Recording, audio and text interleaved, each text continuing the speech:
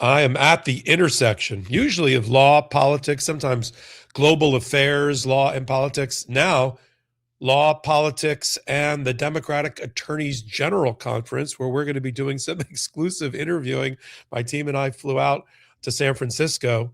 And what an amazing opportunity to bring back to our audience and to allow 13, I think we have 13 total attorneys general in 3 separate panels to talk to you about, for instance, how they're preparing to protect the vote.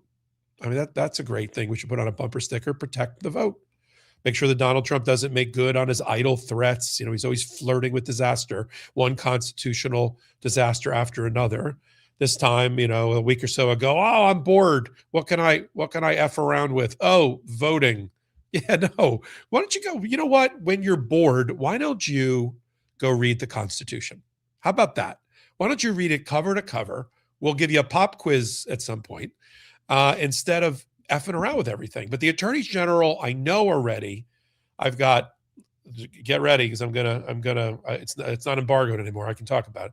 Letitia James, New York Attorney General, California Attorney General Rob Bonta, Chris Mays of Arizona, Keith Ellison of Minnesota, and so much more, and so many more, all tomorrow. I got my team out here. We're thrilled to do it. We did it about 3 or 4 months ago. There's a picture of it when we were in Arizona in Chris Mays's backyard, doing it there, and we're going to do it again. But now look how things have changed just in the last 3 months.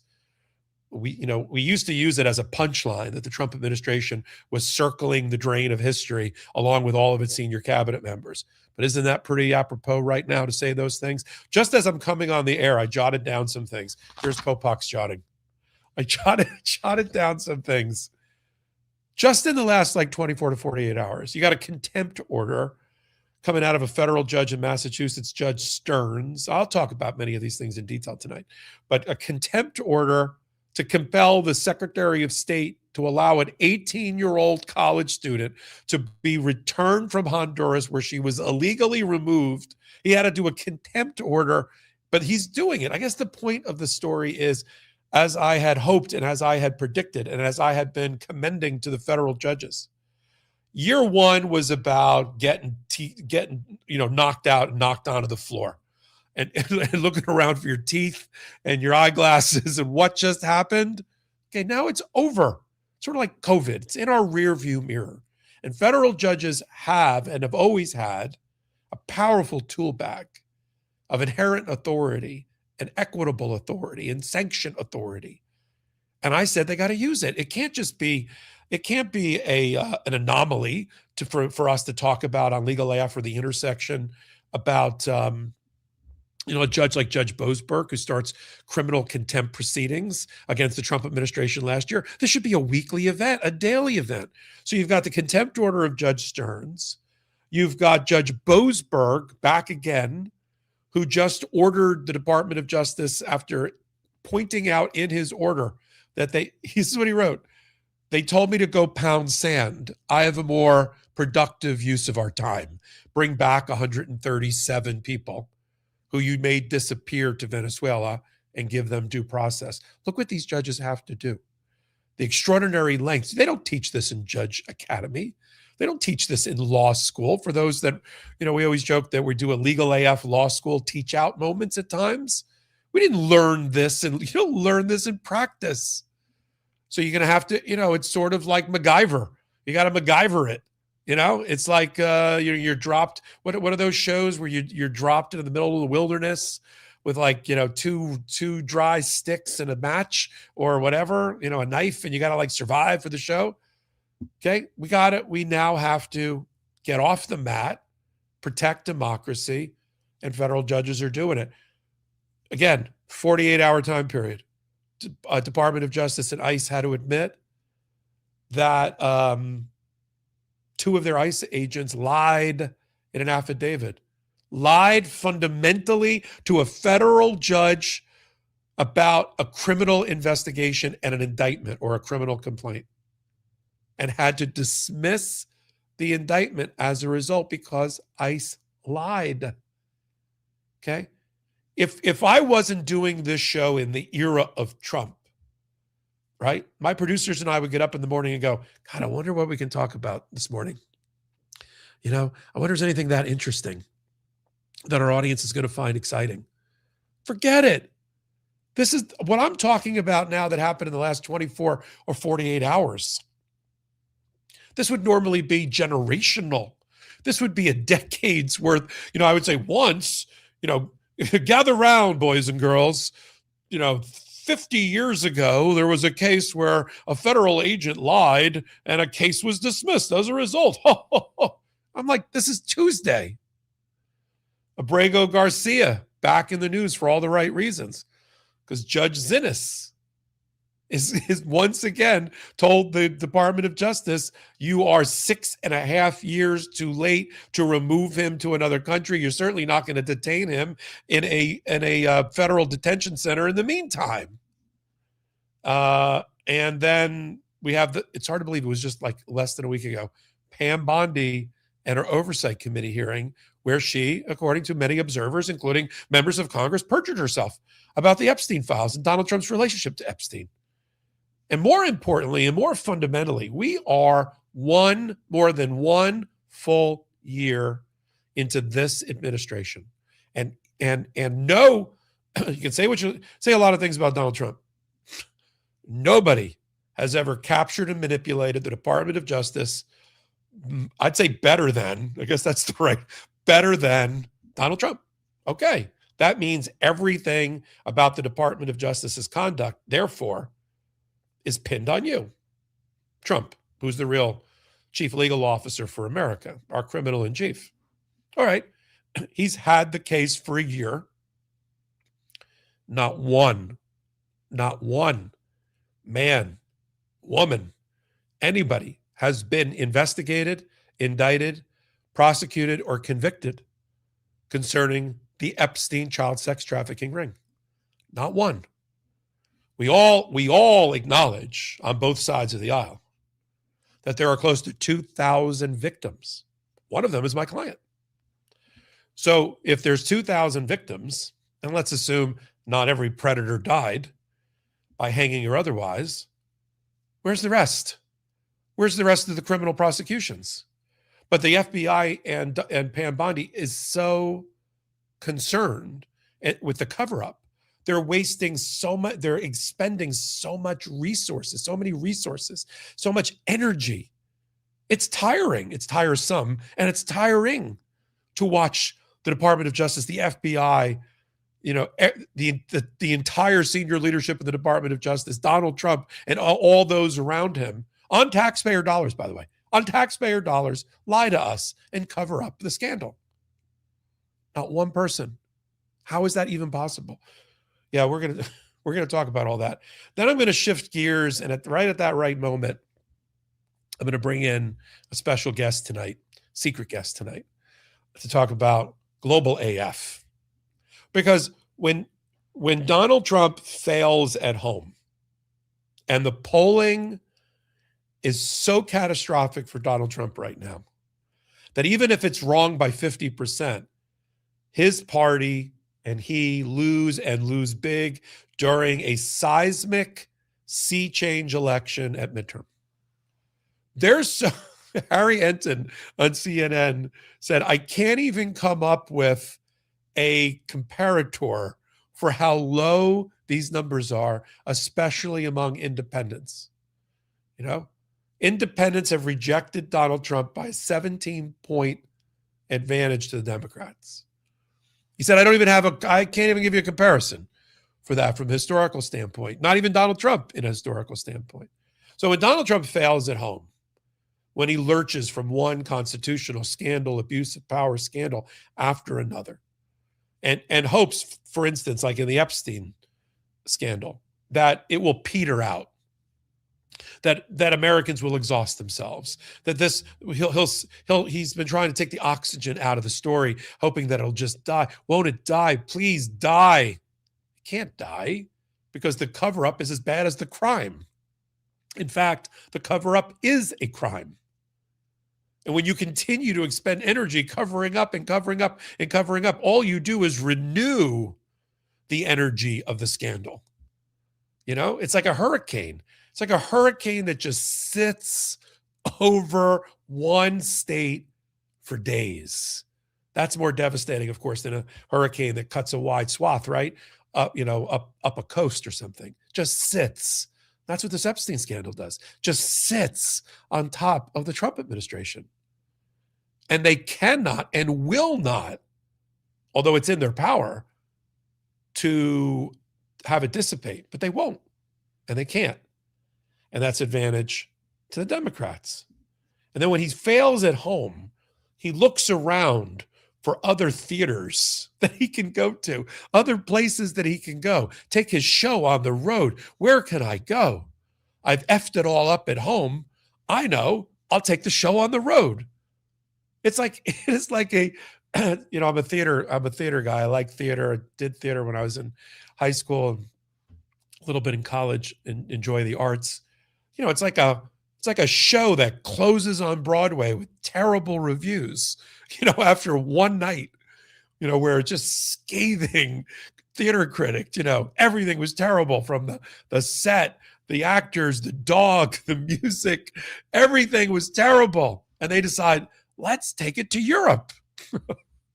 So they go to Europe, because even though they say America first, there's just a number of institutional things they have to do abroad. Davos, World Economic Conference. Oh, Donald Trump's got to go march in there because it's being hosted by Blackstone, a big financial services company in New York. Oh, he's got to go there with his whole group and everything. Then Munich's got a security conference. Oh, I got to go to that. Got to go F with the Europeans at that. And then I got to trot Marco Rubio out.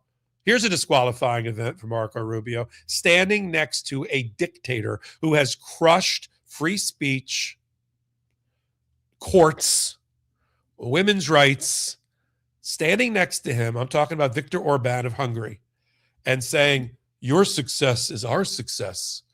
Hungary's success. Now we're modeling, picture this, the United States of America in the hands of Donald Trump and Marco Rubio are modeling themselves after that democratic ideal, that experiment in Eastern Europe, Hungary. And when I get all hot and bothered about these things, and I need a circuit breaker, I need a release valve, I can't think of anybody better to kick these ideas around with than Sir Anthony Davis. We got Anthony Davis in the house. I did get called Sir Anthony Hopkins on I was given the email of Sir Anthony Hopkins because, like you, someone kind of forgot and was just like setting up an email for me for a company I was working for. I was Sir Anthony Hopkins for the first 2 weeks before they got around to changing. So I'm quite used to that. Wait. We don't move on from that. Right. You were at a company where for 2 weeks people thought your name was Anthony Hopkins. Yeah. And I mean, I was quite happy to leave it at that. I didn't really need to change it. All right. Well, listen, our audience knows who you are. Yeah. They know that you're, and we have 7,000 of them with us right now watching, probably more. So I wanted to, first, good to see you, my friend. I'm often on your show, but this intersection, I haven't had you on it. And it was perfect timing because Donald Trump has sent all of his minions, the Steve Witkoffs, the real estate developer golfers, the son-in-law ne'er-do-wells, off with Marco Rubio and the Army Secretary of the Army off to Europe to go play around in Iran, Israel and Hamas and Russia, Ukraine. What could go wrong? And so you and I started a debate last week about some of these things. So what are you observing? You've got a failed presidency, obviously, at home that everybody can see except for Donald Trump. The eye, what is it? The eye can't see itself. Everybody else knows it's a failed presidency. So yet he continues to want to reshape the global map in his image and for global dominance, when he doesn't even have that kind of juice or power at home. To do it from your having grown up in Europe and your connectivity there, what from a European's perspective, a non-American perspective, what are you watching? What are you seeing? Well, it's very different to your perspective, which I find really interesting. And that is that, we talk about American exceptionalism like it's a thing and people aren't really kind of sure what it is, kind of intangible.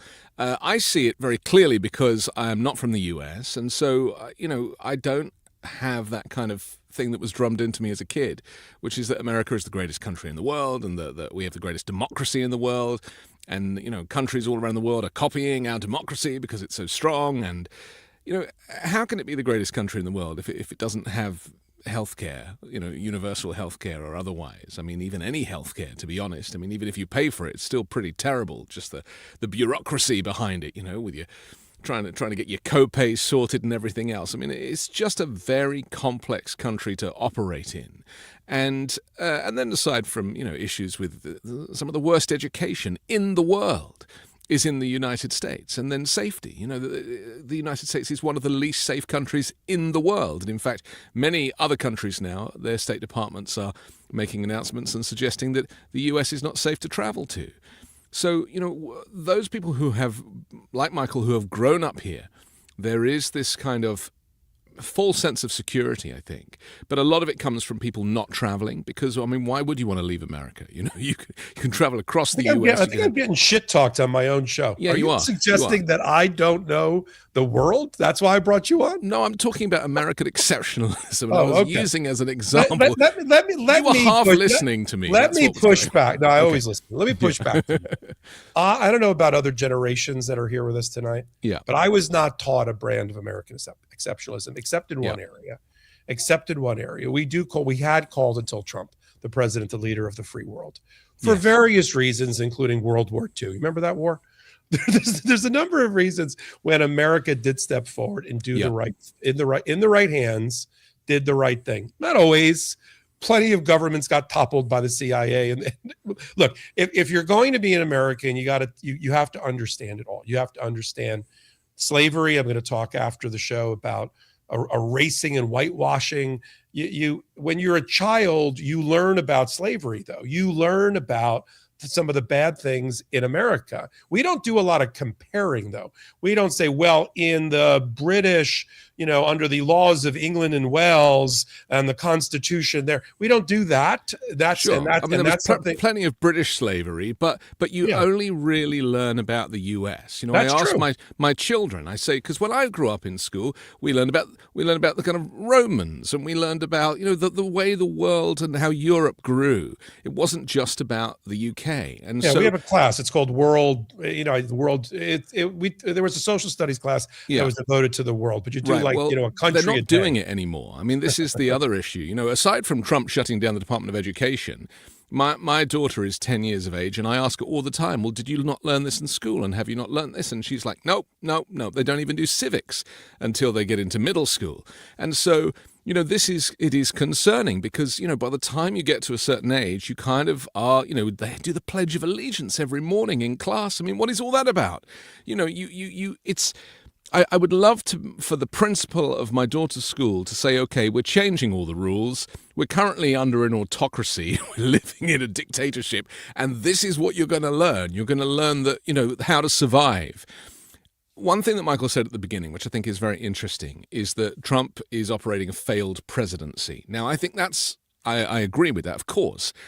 But he doesn't see it like that, and there's a good chance that around 70 million people in America don't see it like that either. And, sometimes we are lulled into a false sense of security because we might live on the coasts, or we might have a kind of, liberal leanings, progressive thinking, or have come from elsewhere, that Trump is doing really badly. But to 70 million people, he's doing really well.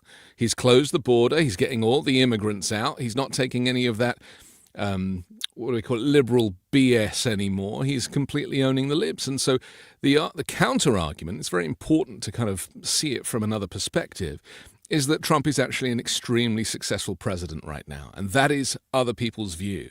Now, I hope it's not 77 million people. How do you define that when you say he's Yeah. a successful? The poll numbers are a disaster for him. So how do you define successful president? By the way, in the chat, people have clarified that if you live in California, your kid is getting world history in a series of grades that have been listed in the chat: 6th, 7th, 8th, and 10th grade. Davis, tell your kid to. My kid's in 4th grade, so I mean, it's coming up. There you go. But the point I'm making is that it's very easy for us to think that it's a failed presidency because we see it through a lens, hopefully, of normality. But there are still an awful lot of people in the US that think Trump is nailing it. And so I think when we look to the rest of the world and see how the world is looking on, we need to kind of bolster the numbers and remind the people that still think that Trump is on point, that actually he is so far out of the realms of acceptable kind of normality, and that what he's doing is extremely dangerous. And so that's why I think it's important to admit that we are living under a dictatorship.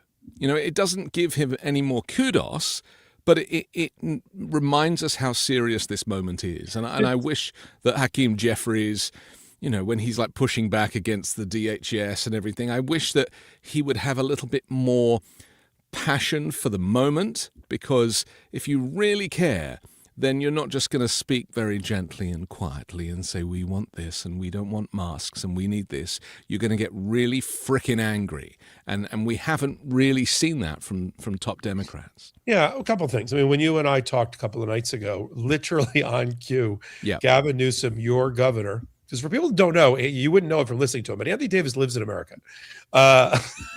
But our governor, you know, our potential future president, Gavin Newsom, said something very similar to what you and I talked about, which is Trump, and I mean Trump existential, Trump as a concept, Trump as a person. Trumpism is temporary. Yes. It's temporary. And what he was trying to do was to assure the European community and those outside of America that once American power and its constitutional republic, once an adult who can be trusted, is not corrupt, is in the driver's seat, okay, things will be better for not only for America, but in our relationship around the world. Sure. Because if you just, you know, if you use one of those apps where you erase your ex from the photo, if you use one of those apps and you just like erasing America, its economy, military might, and its ability to do big things from the global equation is not great for the rest of the world either. Now, we can debate about who's sitting in that driver's seat. And we know right now we have somebody who is lawless, godless, immoral, not a patriot, undermines constitutional values. He's the criminal in chief. I mean, literally. So with that, the question I always have is, because you've lived here, you were here for Obama, right? I was here for 2 weeks of Obama. All right. So I was here for 2 terms of Obama. I mean, I've been here my whole life. But what I'm saying is I've been here for the good, the bad, and the Obama, right? I was here. The first president that I remember was Nixon, and watching the Watergate hearings as like an 8-year-old, okay? Which was, because, you know, 4 channels of TV, and 2 of them were devoted to Watergate in the hearings. Right. So I have that going on. And so I had Nixon, I had Reagan. Reagan scared the crap out of me. I was in college during Reagan. I thought any minute now, he's going to start a nuclear war with Russia. This is like, and I wasn't the only one. Okay, so now we're into the mid 80s, right? I'm like, oh shit. Then, you know, I didn't agree with the 2 George Bushes, but I respected them because they respected the office of the presidency. We can debate people behind them and other things that happened and the weapons of mass destruction, all that.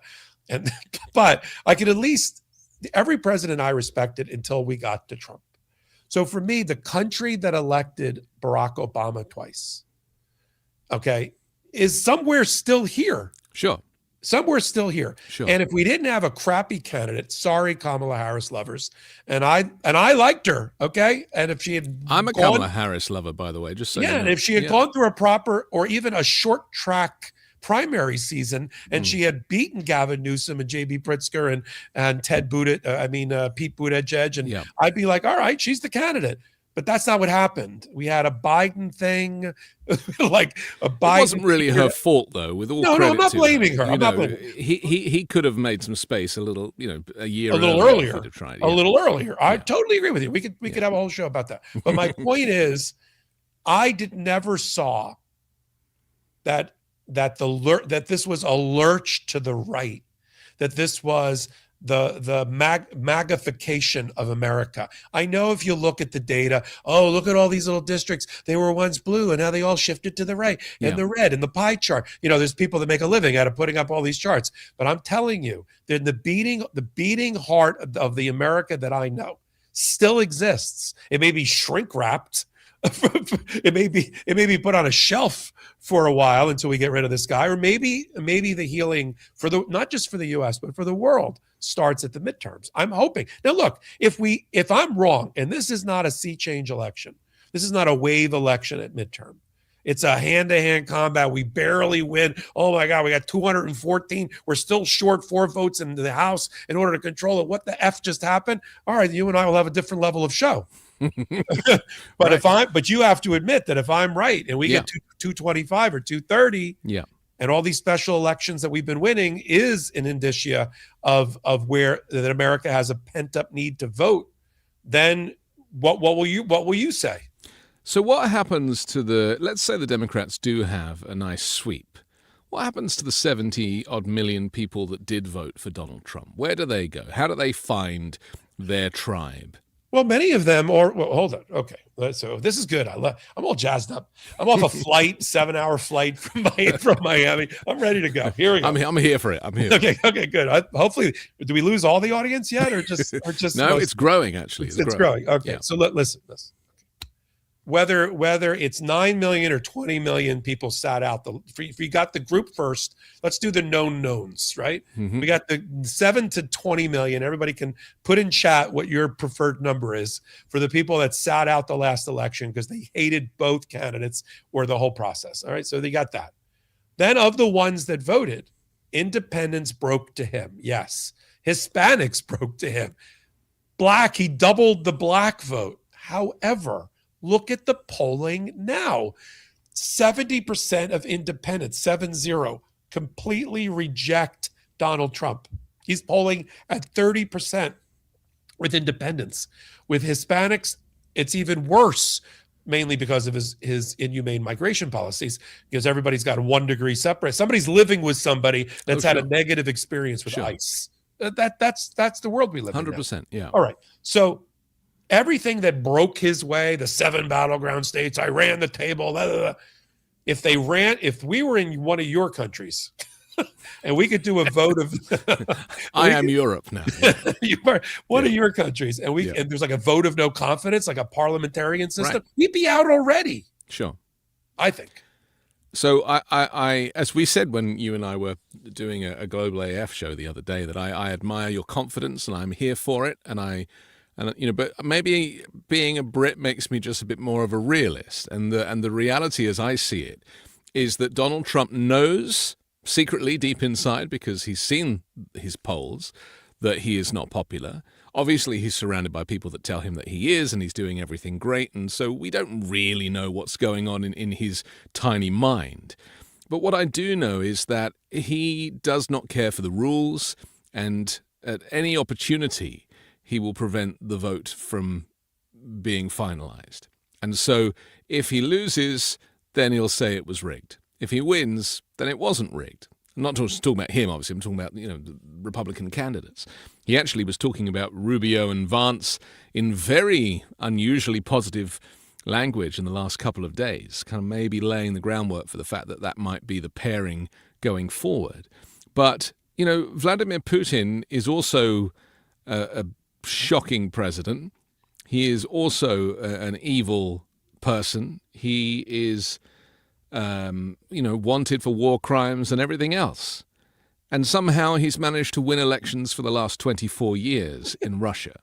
And the reason is because he makes it look like there's an election when there isn't really an election. And I'm interested to know, Michael, why you think that Trump will, with all of this corruption and with all of this manipulation, aside from January 6th, why you think he is going to allow a legitimate election to happen in November or indeed in 2028. Because he admires. Look, he's got a picture of Viktor Orban in his bedroom wall, right? You've got Marco Rubio extolling the virtue of a corrupt dictatorship in Hungary as the model for America instead of the other way around. Sure. Right, which is disqualifying. But Viktor Orban has been able to do something that even our United States Supreme Court and federal courts will not allow Donald Trump to do, which is to, one, undermine the federal court systems fundamentally.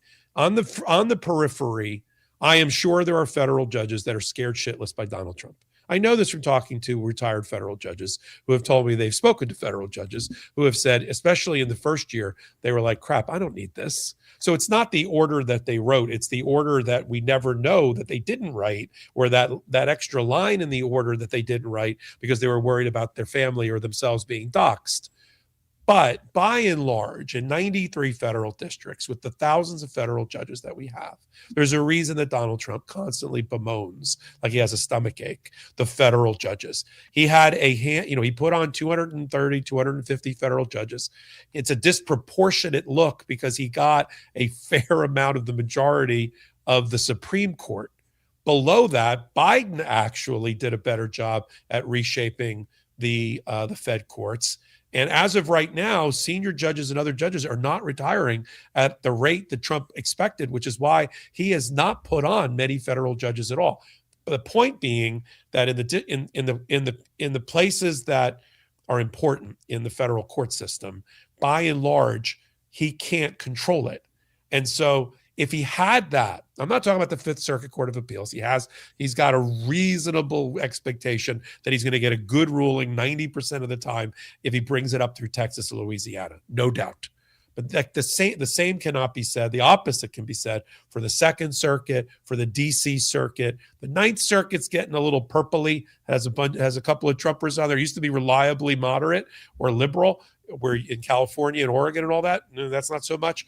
And there's a reason that the entities, like I'm out here, people know in San Francisco for the Democratic Attorneys General, there's a reason the Democratic Attorneys General, the 23 of them, they bring their cases in Rhode Island, in Massachusetts, in Oregon, in Washington, and in California, in DC, and in Maryland, and in New Jersey, and in New York. And they don't bring it in Texas and Louisiana, and even Wisconsin or Chicago. I mean, unless they have to, if something's happening in Illinois. They know the appellate courts, and they are forum shopping, and God love them for doing it. So I guess the long-winded way of, well, it's my show, so it's not long-winded. That's the show. The show is I'm here being long-winded. Yeah. Right. Whereas in a true dictatorship, look, we call him a fascist because he is. Fascist tendencies. We call him a dictator because he tries to be. But there are guardrails that still exist. There are still federal judges that are willing and are getting more courageous day by day to stand up to him. And I think we just have to bide our time here to get to a midterm where accountability returns because the Democrats take the House. I'm not sure we get the 2/3 of the Senate that we need for a conviction off an impeachment. But what difference will it make if the Democrats do take the House? Because Trump doesn't use the House for anything now anyway. I mean, half the time they're in recess, and the rest of the time he's just doing stuff without approval anyway. He hasn't done as many executive orders as he did in the first 6 months, by the way. But he also has a doormat that doesn't do. I'll give you an example. When there's a separation of powers issue and Donald Trump oversteps the separation of powers, it's been left to date with public interest groups, the American Civil Liberties Union, Democracy Forward, Democracy This One, Democracy Now, to bring these cases. No. Congress should be suing the president when he tariffs off a statute that doesn't allow tariffing. Congress should be a plaintiff in some of these separation of power cases. It should be Congress versus the president in front of the United States Supreme Court, but they won't do it. So one, we'll get a lot more pugilistic filings by the House and controlled by the Democrats to pin Donald Trump back. That's one. We got to just delay now. Delay and dilute, I think, is the phrase of the day. Yeah. That's one. And then you've got the oversight committee hearings. I mean, right now it's great. It makes great clips. We show Jamie Raskin, we show Ted Lieu, we show this one and that one about Pam Bondi. But wait till we are the ranking members on this committee and we can issue subpoenas and not just nasty, like you said, you got to get nastier. I mean, how many nasty letters can you write? You got to be in power and control in these chambers. So that helps. And then putting all that aside for a minute, get off the law for a minute and get into the politics for a minute. Passing laws that help the American people. This is a do-nothing Congress. It's the lowest, thank God, it's the lowest producing Congress in like history in terms of bills that help the American people. It's seriously. So let's get a functional party that takes governing responsibly and seriously. Let's pass some laws to help some people. We got affordability problem in this country. Let's help fix it from the halls of Congress, right? We've got a healthcare problem, Congress. We've got an education problem, as you said at the top of the show, Congress. That's where it's supposed to originate, not the executive branch. They're supposed to execute the laws made, not make the law. I'm stuck between the devil and the deep blue sea. Let me tell you why. Because you are an expert legal, and this is why we love you.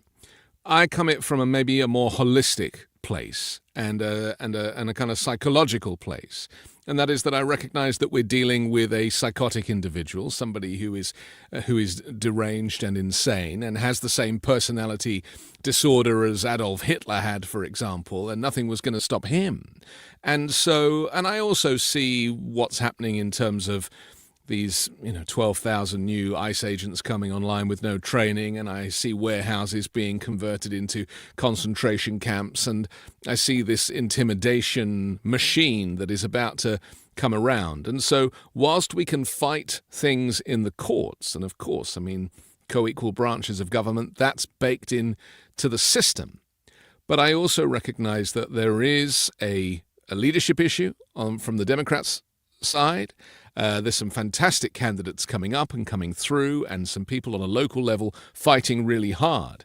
But people like Chuck Schumer do need to step aside and recognize that he just doesn't have the fight for what's coming. Because if you think that, the murder of two people that we, whose names are with us all the time, Alex and Renee, if you think that that's where it ends, that's just it getting started. And so my worry is that we are going to see a much more kind of civil level of civil disobedience that then gives him the right to bring in National Guard, bring in the military, talk about the Insurrection Act, try and cancel elections. There's all this other stuff that he has access to. And he is so frickin' crazy that he might just do it. And there isn't a single adult in the White House. And so everybody is egging him on. Could you imagine what I there's very, very little of what you just described that I disagree with. Yeah. Could you imagine what it would be like if the lawsuits, which are now into the thousands, if you add the habeas corpus petitions to the actual just point blank challenges to unconstitutional acts by Donald Trump and his executive orders, if you put those two numbers together, we're talking about a couple thousand cases already. Sure. Could you imagine if the courts weren't pulling back on his reins at the same time that he discovers all of these superpowers with nobody in the room, unlike the first term, that said to him, where is Pat Cipollone, the White House counsel, who in the first term famously ran into the room, this is from the Jan 6 committee, ran into the room after the election, saw a combination of Patrick Byrne, the Overstock.com guy, Sidney Powell, Rudy Giuliani, and Donald Trump, and John Eastman and Donald Trump, and said, what is going on? And threw them all out of the White House. But that person doesn't exist any longer. Right now they're, as you and I have talked about, they're maneuvering Donald Trump. It's like elder abuse. They're maneuvering Donald Trump to accomplish their own agendas. Many of them are thinking about running for office and are auditioning now, not to Donald Trump, but to the MAGA base. That's why Pete Hegseth is firing PR people in the military. because he's competitive with the Secretary of the Army, who's best friends and roommates with J.D. Vance, and then J.D. Vance is competitive with Marco Rubio, and then Kristi Noem's trying to figure it all out, and then and then Tulsi Gabbard. I'm not saying it's not a disaster in there, but you're not talking about rational people. Right. You're talking about a bunch of egomaniacs. Oh no, there's nobody that I can say. My test for rational would be: is there a person in the cabinet that is willing to put up for vote the 25th Amendment, that he is infirmed and needs to be removed? Yeah. And I can't think of a damn person. Which is the reason why maybe he's not the Labor firing Secretary. Anyone, because the people in his inner circle, they all are in the circle of trust. And so when people think, oh, well, he's got to fire Kristi Noem because of what she said about the shootings, or he's got to fire Pete Hegseth because of what he's said. No, it's actually the opposite. The more crazy and outrageous they are, the more Donald Trump kind of brings them into that circle. So my coming at it from the opposite end, I'm really looking at it from worst case scenario, and that is that there are no guardrails on Trump as an individual. I think J.D. Vance is way more dangerous than Donald Trump. You know, his puppeteers go up the Peter Thiel route. Well, he's Peter Thiel. Right. And so that route is way more dangerous. Thiel is they're all insane. I mean, if you've ever watched a Peter Thiel speech or an interview, the guy is on another planet. And yet they wield enormous power. Well, you know what's great about this debate? It's a continuation. It's continuing. If you want Anthony Davis is all over Midas Touch. Well, Midas Touch is lousy with Anthony Davis. I mean that in a very positive way. We got a lot of great shows. Tell people where they can find you, and then I'll make the announcement that, of course, you're doing great work on Legal AF YouTube channel now. Where can they find you? Well, you can find me with kind of daily hot takes, of course, on Midas Touch and on 5 Minute News. You can find me on Wednesdays on Uncovered with my friend Ron Filipkowski. And then, of course, on Sundays, The Weekend Show, which is the long-form kind of serious interview programs where I try and ask one question and I just let my guests go. Yeah, so it's important to actually really hear from people. You know, if you watch cable news and the guests come on, because I hear this from my own guests, they come on and they go, I went on CNN and I was given 11 words to say. And you've just given me, like 30 minutes. Well, you can see I'm generous too. Right. Now, look. The good news is, if you want more of Anthony Davis, he is committed to now Legal AF YouTube channel, doing a video a day. We're calling it Global AF. Sometimes I'll be on with him. Sometimes, of course, he'll be leading it. But that's the way to support what we're doing here. The Intersection still ranked because of you up in the top 100 of all YouTube podcast. Every time I say that, I got to pinch myself. I've only been up and running with this for 7 or 8 months. I just looked at the last ratings just to see how we're doing, and we're doing great because of this audience. But the underpinnings of the Intersection are Legal AF. So join Legal AF, the YouTube channel, see contributors like myself and Anthony Davis and the rest that we have over there. And then we have our Substack, as does Anthony. So Legal AF Substack. And the Anthony Davis. That's right. Yeah. That's right. Legal AF Substack there, where we do 10 or 12 new pieces a day, 2 live reports from me, usually almost every day. And then we've got our pro-democracy sponsors, including new ones for the Intersection. Anthony, thanks for being with us. Looking forward to doing a lot of regular work with you on Global AF. Likewise. You are my favorite. You know that. You too. Okay. Anthony Davis. If you've ever searched for your name or address in Google, it's shocking to find out how many results have your personal information. And it's not by chance. Data brokers and people search sites, they collect your personal information, your name, address, phone number, financial info, income, and hundreds of other records. They sell and share it publicly without your consent. But Incogni is here to put an end to that. You sign up, you give them permission to act on your behalf, and they go out and demand that data brokers delete your personal info. You don't have to email anybody. You don't have to fill out forms or jump through hoops. They handle the entire data removal process for you. It doesn't just do that and walk away. Incogni also continuously monitors if your data is put back onto these databases requesting repeated removals, keeping your data yours forever.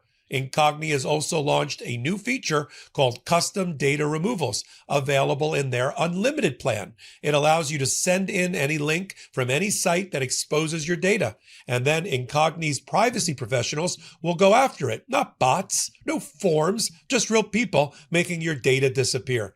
Total legends. This is especially useful for removing records from places like legal databases or people's search engines that don't play nice with traditional opt-outs. Right now, you can get 60% off their annual plans by heading to incogni.com/truth and using the code TRUTH at checkout. It's also completely risk-free. Incogni offers a 30-day money-back guarantee if you're not satisfied with them removing your personal information off the internet.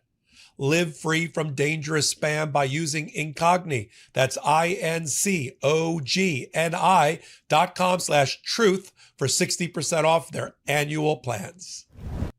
And Incogni is our first sponsor on The Intersection. You always remember your first, and I appreciate Incogni being here and supporting what we do. Let me jump around a little bit. I want to talk about George Orwell. I want to talk about whitewashing, American history. Donald Trump busy putting back up Confederate statues and renaming military bases after Confederate soldiers, which is something that is heartbreaking for many Americans, especially those that descend from slaves, black slaves in this country. But slavery is something that we need to accept as a part of our history, good, bad, and ugly. And Donald Trump has spent a considerable amount of his time, like the Ministry of Truth in George Orwell's 1984, rewriting history, including about himself. I mean, you go to the Smithsonian, and some of this was led by, little known fact, some of this was led by Lindsay Halligan before she became the now disgraced former prosecutor in the Eastern District of Virginia U.S. Attorney's Office, and now not even in the Trump administration. But what she was doing when he looked around looking for a prosecutor, so she was working to force the Smithsonian Institute in Washington to rewrite all of its exhibits, especially the ones that were negative towards Donald Trump. So when you went to the impeachment exhibit, it used to say, because I saw it, it used to say Donald Trump was the only president ever impeached twice. Totally eliminated. He's not even impeached once in the Smithsonian. Just completely erased. They put it was like a hostage video. They put the Smithsonian person up. Well, we redo our exhibits every so often, and in doing so, we freshened up the language. I'm like, what are you even talking about? And it got so bad that Donald Trump didn't think we would notice things. For instance, literally, everything I'm telling you now is like just the other day. Just the other day, at a site that commemorates what many believe to be the start of the gay rights movement in America, in Greenwich Village, there's a famous bar. I've been to it. I went to college right near it. And as part of a commemoration for historical context, there's a pride flag. And Donald Trump had the pride flag taken down from the Stonewall Tavern monument. It is literally considered among our LGBTQ plus American citizens, fellow Americans, to be the cradle of their civilization, of where gay rights happened. And Donald Trump just had the National Park Service just rip it down. And now there's lawsuits started over that. But what I'm going to focus on is Judge Roof, a senior federal judge in one of my beloved cities of Philadelphia that I've been visiting since I was a child. I grew up on the Jersey Shore. We used to drive to Philly all the time for many, many things, including cheesesteaks. And I've been to all of these places, both in class trips and even as an adult. I mean, during COVID, my now wife and I, we had to get out of the city because it was like claustrophobic out of New York. So we drove to Philadelphia and did the tour of part of it was closed for COVID, but we did the Independence Hall, which is a reproduction of the room in which our Declaration of Independence and our Constitution were written. There's a park in front of it.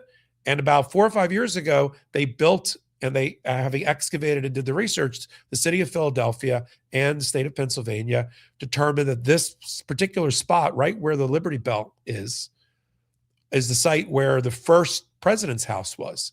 Not the proto White House where Adams and Washington lived. Now the house has been destroyed, but they put up some timber about it, and they wanted to also put it in historical context and listed the 9 slaves that George Washington owned. This is a historical fact.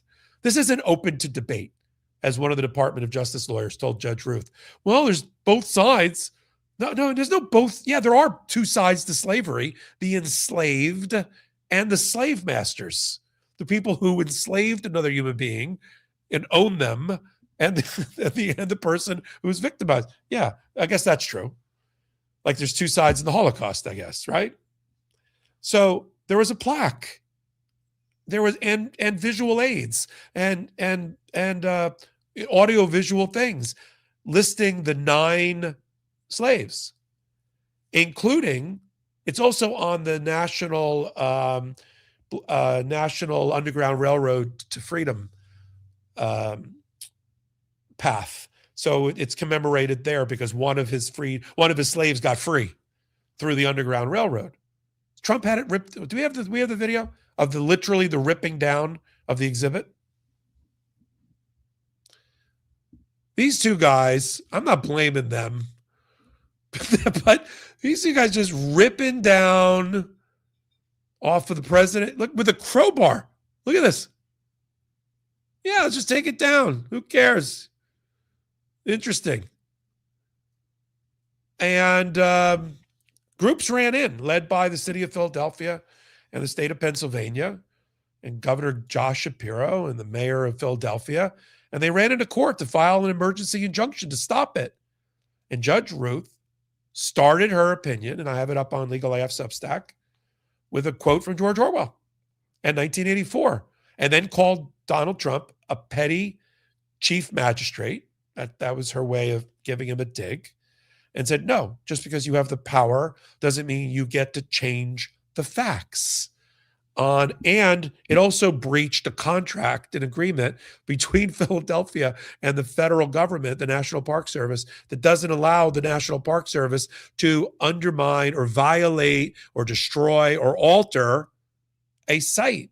Philadelphia is a special place in my heart because it is one of the cradles of our democracy. And to have Donald Trump scar it, graffiti it again, like slapping his name on everything. So in a 40-page decision, she said, stop and no. And you don't get, because you're in power, to both sides it. And she quoted, and this part was like heart-stopping for me. She quoted a lawyer for the Department of Justice.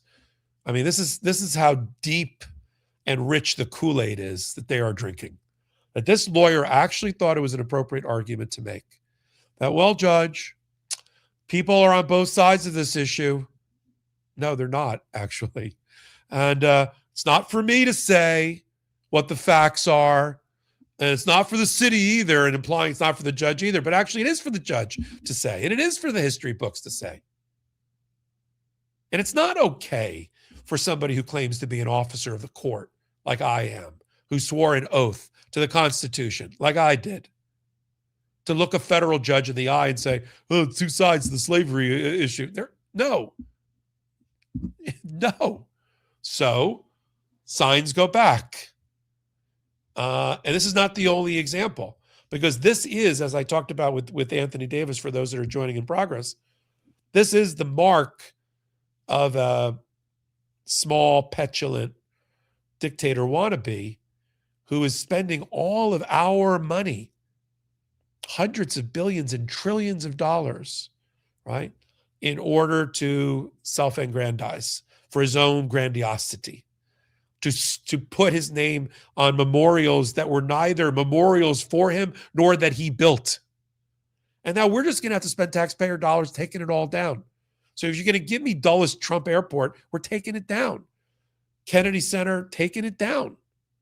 That's what's going to happen that's another incentive. If you want to vote Democrat, you'll get his name off of everything. I just saw some statistics about the amount of money that Donald Trump has spent flexing our military might and muscle. You know, $30 million a day for Venezuela. 30 million a day. You know how many mouths that could feed? How much affordable housing that could build? How many scholarships that could create, or free education at the college level? $30 million a day. Every time you see the bombing run in Iran, multiple billions for that. Billions.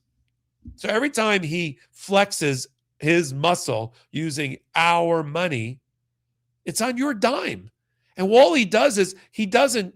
Back in the First World War, the Second World War, the American people, we would not allow a budget that wasn't balanced. We did not have deficit. Okay. During World War II, our deficit, the amount of money that we owed, overspending on the credit card, so to speak, for the American government, was about 12% of gross domestic product.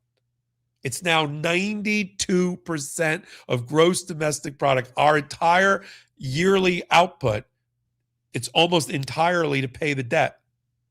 Because Trump hides the fact that he does all these things, because he shoves all that money down for future generations. And I mean future generations starting when he leaves office. Which is why when he leaves office, we're going to have forget all this. Oh, we're building a power plant. I was on a plane today with a guy bragging to me about AI chip factories that Taiwan is building somewhere. By the way, that was approved by Biden. I didn't, he was my neighbor, so I didn't want to argue with him. But that was a Biden program to put $300 million into AI and chip manufacturing. But in any event, none of that pales in comparison to the amount of fraud and waste that Donald Trump has promoted. So whitewashing of history, of course, has to stop. Let me turn to Pam Bondi. I sense that there is a turning point, that the worm has turned against Pam Bondi. She may not get fired, but I think Donald Trump has lost complete faith in her, because all of right-wing influencers have lost complete faith in her. When Nick Fuentes, the self-professed white supremacist, says Pam Bondi's got to go, and she's covering up the Epstein files, joining Laura Loomer, joining Tim Pool, joining Eric Erickson, all uniformly saying the same thing. You think they were Democrats. In fact, Ted Lieu went so far as during the hearing accused her of being a perjurer and lying to Congress to her face, which she didn't like, even though it was true, because, as I said at the top of this show tonight, The Intersection, not one person on her watch has been brought to justice related to the Epstein files, while she's been busy exhausting all of our resources, telling the world that Donald Trump is exonerated. How could he be exonerated without having an independent special counsel appointed that's independent from you, Pam Bondi, from Donald Trump and his ethical conflicts on this issue, and report to the American people? In fact, I'll go further. I will suggest that it is mandatory by law, and that she is derelict in her duty, which is an impeachable offense, not to have appointed a special counsel to have investigated it. Now, look, if they want to say, well, we think all special counsels need to be confirmed by the Senate, like Jack Smith, then go ahead. Then go get yours confirmed by the Senate if that's what you need. But you needed to have appointed one, because you can't just say, oh, this FBI report that came in, it says Donald Trump did bad things. Oh, it can't be true. That's it. Can't be true. Here's Ted Lieu talking about a criminal head of the Department of Justice. With Epstein, does their letter/report follow the law passed by Congress? Why is DOJ dumping a list of names without any context? So this letter is a complete absurdity. So it mentions members of Congress who have called for the release of the Epstein files. During the Biden administration, I called for the release of the Epstein files. In addition, let me just give you a very simple fact. There's been over 1,000 victims of Epstein's pedophilia sex trafficking operation. As of today, Attorney General Pam Bondi has held exactly 0 men accountable. That is such a ludicrous number that it screams cover up. And that's what this memo screams. That's what her testimony in Congress screamed. And we're asking the Department of Justice to stop the cover up. So when Bondi gave her combative testimony before Congress on Wednesday, you accused her of lying under oath over her claim that there is no evidence warranting an investigation into President Trump. Let's take a listen to that exchange. I want to know, were there any underage girls at that party or at any party that Trump attended with Jeffrey Epstein?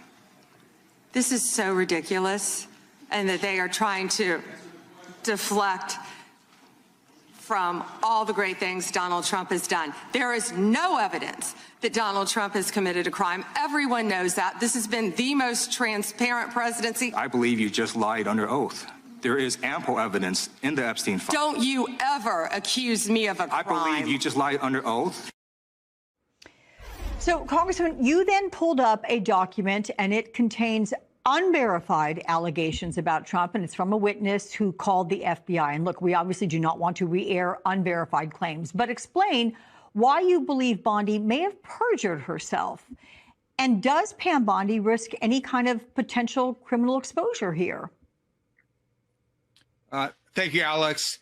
I encourage people to look at that exchange because before Pam Bondi answered that question, she paused for a very, very long time.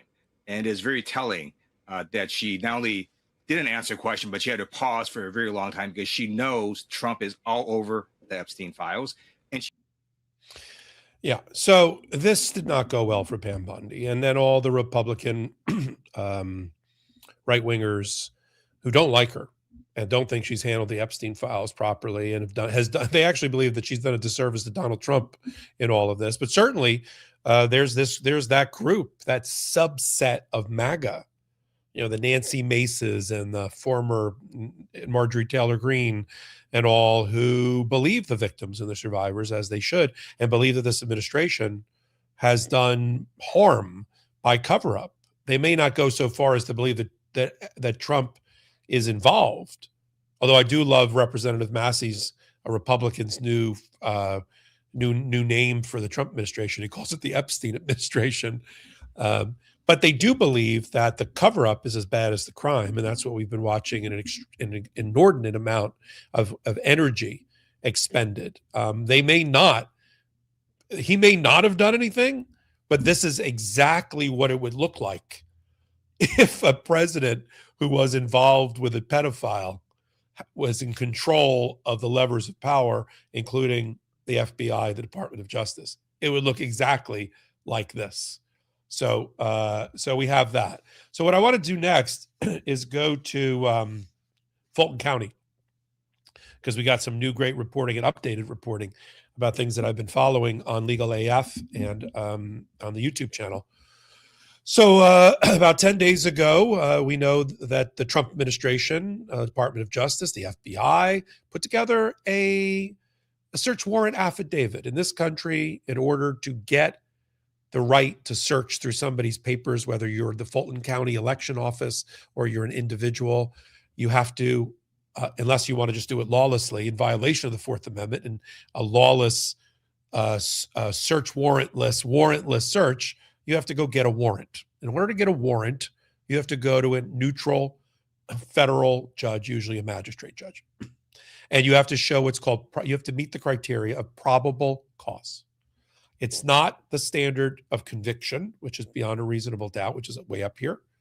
But there has to be enough credible evidence to show that it is probable, yet to be proven, based on the evidence, that a crime's been committed.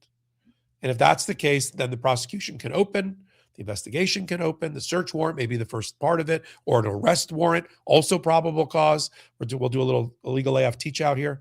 Whether you're arresting Don Lemon or you're grabbing his papers, you have to get a warrant. One's an arrest warrant, one's a search warrant. Both foundationally based on probable cause. Why? Because that's the case law that's been developed around the Fourth Amendment of our Constitution, which grants to each person, regardless of status, the right to be free from illegal searches and seizures of their person and papers. The gatekeeper, the first line of defense, is the federal magistrate judge. So when they got the Fulton County warrant and went and grabbed almost 700 boxes of original, they didn't like leave a copy. They took 700 boxes of original voting data, scanners, optical readers, about things that happened 6 years ago, which is a year beyond the statute of limitations for any crime that could have been maybe investigated. Like, in other words, what are they investigating? It's 6 years ago, and the statute of limitations is 5 years. So what is it? In any of you have to have that too. It has to be a crime that you can prosecute, not a dead crime that you can't go after. So we were like, what did they tell the magistrate judge? I wonder what they told. Well, the Article 3 judge, who sits above the magistrate judge, ordered that the affidavit be unsealed. Oh, now we get to see the FBI agents. Okay, what's it all about? What's it say? We were like, you got to be kidding me. There is a person within the Trump administration who's very dangerous. His name is Kurt Olson. He is the fringiest of fringe election deniers. He's been sanctioned by multiple federal courts for bringing in election conspiracy theories with no merit and been sanctioned as a result. Do you know what he was so fringe that even the A team, the varsity team of Team Crazy that surrounded Donald Trump, Giuliani and Sidney Powell and Ken Chesebro, John Eastman, even they thought he was nuts. But at the end, when Donald Trump was really desperate and everything failed, all his strategy, the Peter Navarro Green Bay sweep and the Ken Chesebro, let's have alternate electors and the let's see, this guy was in the background going, seize voting machines. You want to know why Donald Trump was interested in seizing voting machines? Because Kurt Olson was whispering in his ear. So he's a fringe guy. You know what his job is right now? He's in the Trump administration. He's the head of election security and integrity. Donald Trump got rid of the cybersecurity and integrity unit that made sure our elections were safe and put an election denier who've been sanctioned by courts inside. Okay. So this guy gets the FBI, finds an agent, obviously dictates to him who he needs to go talk to. So he gives him the names of 12 other election deniers, one crazier than the next. And this FBI agent puts it all together, puts a ribbon on it, and tries to deliver it to a magistrate judge. Except there was one thing. When we looked at the search warrant affidavit, I think this guy put in 2 cries for help. I'm talking about the FBI agent. 2 backdoors. Because it was so weird to see an FBI agent write, not that it was likely that there was probable cause that a crime had been committed. He said, if and then. I heard it if then. I never heard of if and then. If all of this is true and it was done intentionally, then it'd be a crime. That's not probable cause. That's not if and then what hypothetical. That's not probable cause to support a search warrant to go get a county's voting data. And exactly the way we framed it is what ended up in the papers filed today in an amended motion by Fulton County, which reminds the judge, Judge Booley, that Kurt Olson can't be believed and has been sanctioned for election fraud. His name is listed in the affidavit as having started the complaint. Then goes through each and every one of the quote unquote facts and completely destroys them. My favorite one, everybody knows it. I'm going to create a drinking game from this. Zebra duck. Yes, zebra duck is back. It was mentioned in the new filing. The FBI agent actually spoke to an unnamed data analyst who was doing some sort of do-it-yourself data analysis using a database that he said was called ZebraDuck, that he doesn't know quite where it came from. He doesn't know the source of the data. He didn't even get the data himself. He got it secondhand. So it's a database that he doesn't know what it is that he got from somebody else. And this is the basis for the affidavit?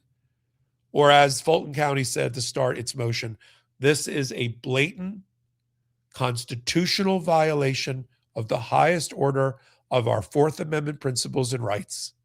At the same time, groups like the NAACP, the American Civil Liberties Union, and others have also filed what's called amicus briefs to tell the same federal judge that they are worried for the populations that they represent, that the voter data is being used against them as we speak. The judge needs to enter an order. He should have already entered it, frankly, a temporary restraining order to stop the use of this data and to get it returned to Fulton County. And then the last major argument, which I think is one of the better ones, one of the best ones, is that what's the crime? This happened in 2020. It's a 5-year statute of limitations for all of these things. What, seditious conspiracy? 20 years? So everything in there, at best, is a harmless error that's been completely refuted by independent audits, multiple independent audits, the Georgia Bureau of Investigation, the federal government, and federal courts up to the United States Supreme Court. But no, Kurt Olson has an itch to scratch. Put him on your impeachment. We should have like an impeachment Deadpool. Put him on your impeachment list because Kurt Olson is going to get impeached and removed hopefully very, very soon. Let me end the show with sort of the media, because we spent a fair amount of time on the show talking about our independence. I mean, Midas Touch, Legal AF, Michael Popok, whatever I'm involved with, that we're not beholden to anybody, that we don't have outside investors, that we don't have, we're up against billionaires and trillionaires with us, with a hotel room, and, sort of guerrilla tactics. And we appreciate you all being here for it. But we also watch with disgust at what's happening to the destruction of mainstream media and corporate media that no longer can be trusted. We have the reporting coming on the air today that Anderson Cooper's going to be leaving 60 Minutes, where he's been under a special deal, even though he's on CNN. You've got Stephen Colbert, who had another interview. They already fired him. I mean, this is the longest flagellation of somebody almost in history. And, he tried to put on Mr. Tallarico, who's running for the Senate in Texas. I think he's running against Jasmine Crockett, who I like. But in any event, they wouldn't put him on. I think they're trying to claim that if they put him on, they got to put the opponent on under fair use and under the FCC rules.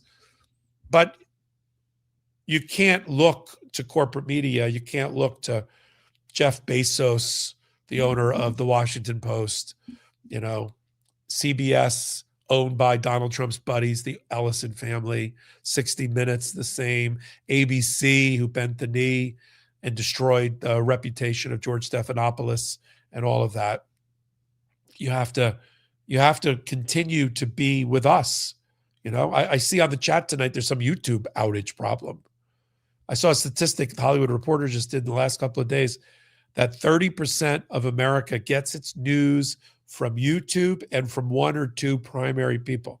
I appreciate it if I'm one of those two people for you. And that this was also an amazing stat, but not one surprising to me because I sort of knew it from our audience. 57% of that group are women who get their news from one or two reliable sources on YouTube versus every place else.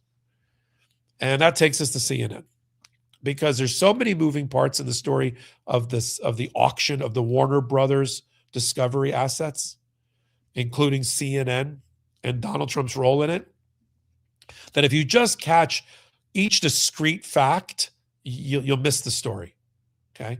Because you see the headlines, whether you're reading a financial paper or a newspaper or a media paper, you get the bits of, you don't get the puzzle. You get the piece. You don't put it together.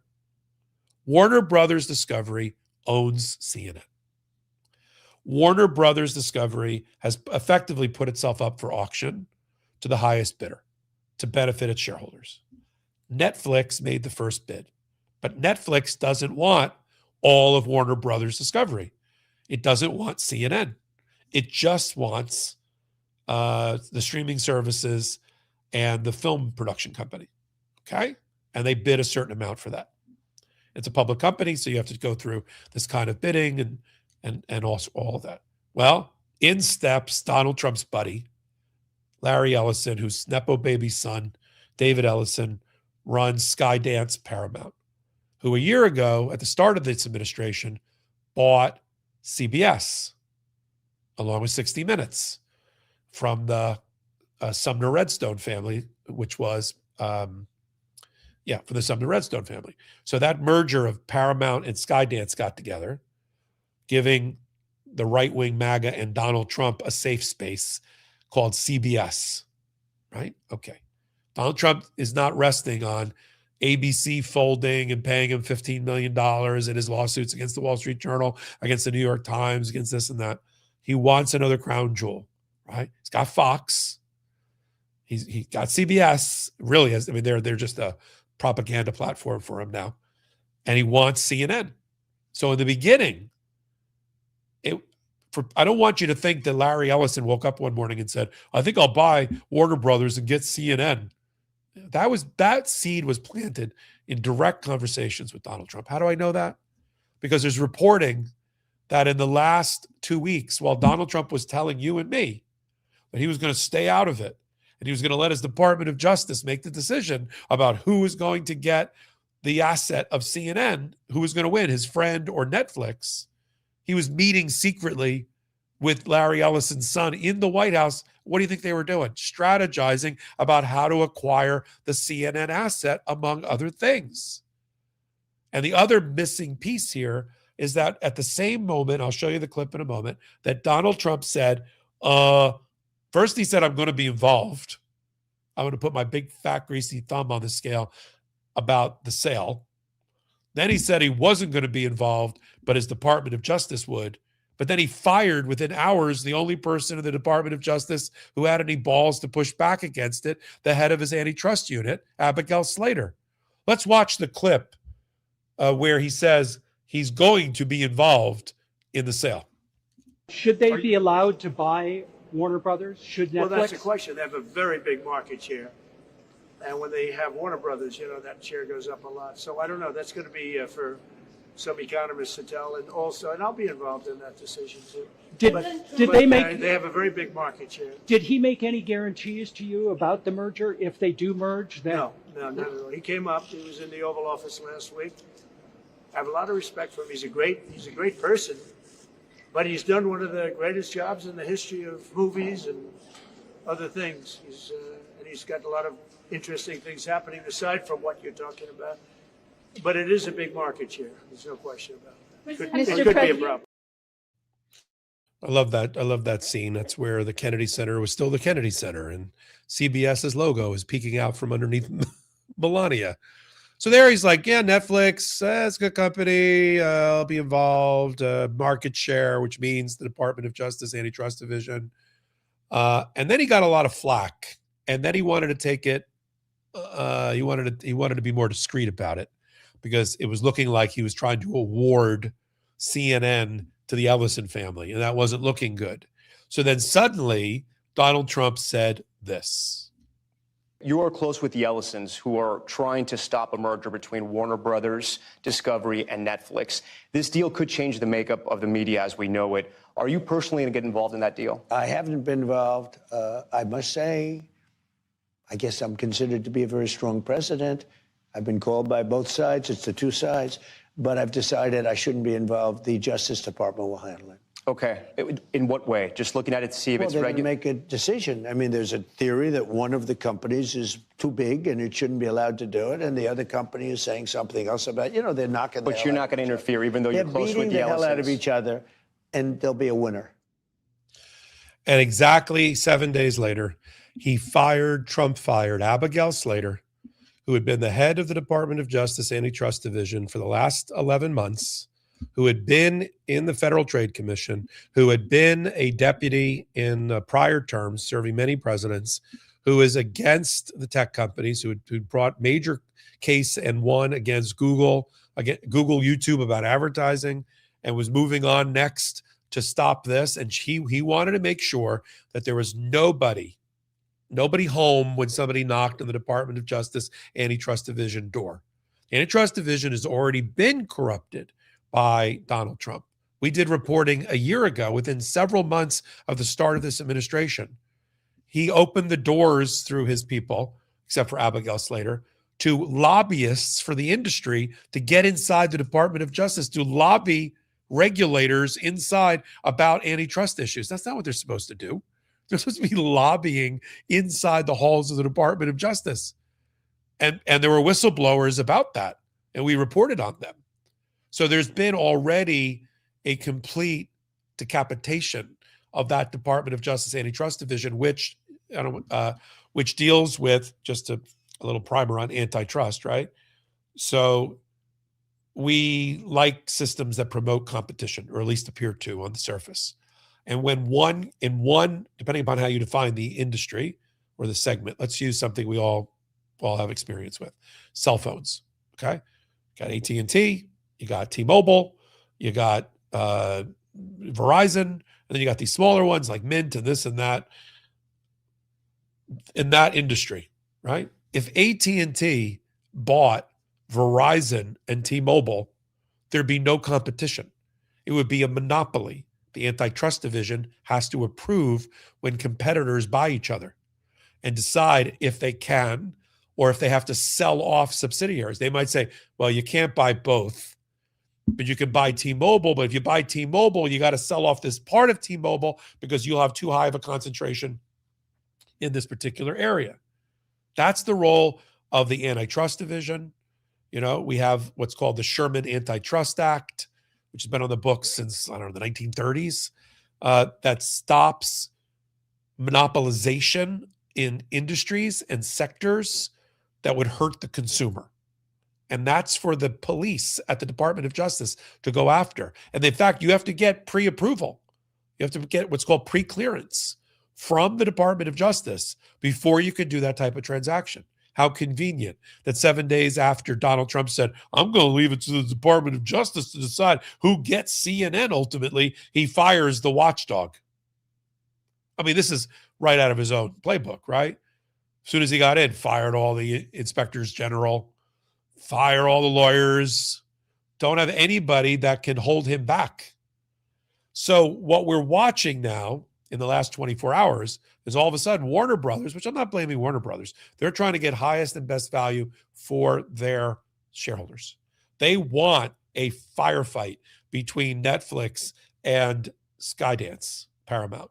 Fight as the dollars go higher and higher and higher. I've been involved. People know I worked on Wall Street. I worked for a company. I was involved with a hostile takeover, with the pricing going up. And then suddenly, and who does that benefit? Shareholders. What started at $30 a share for Netflix, suddenly it's like $53 a share because they're competing, they're auctioning. So I understand why Warner Brothers is doing it, but now they've reopened discussions, of course, with Larry Ellison's family, and CNN is in play again. Think of the world, or maybe it won't change your world because you're already like here with us, but think of the world where CNN and CBS, along with Fox, is just a propaganda network that you can't trust. It is completely biased and conflicted. And that just take them off the board. Fortunately, we've been spending a considerable amount of time over here over the last 6 years building an alternative that is not fueled by corporate greed to mainstream media. We call that Midas Touch. We call that Legal AF. We call that shows like The Intersection. I'm so pleased that everybody's here. We had a great audience tonight, despite the YouTube glitches that happened. I mean, it was like, I asked my producer, how's it going? I see a lot of comments about YouTube. My own producer said, I don't know, it's dark on my phone. I'm like, oh boy. Hopefully people are watching this show. I think they are. I think we had a good audience despite it. Many ways to support what we do here. Keep The Intersection in your thoughts, in your prayers, in your thumbs.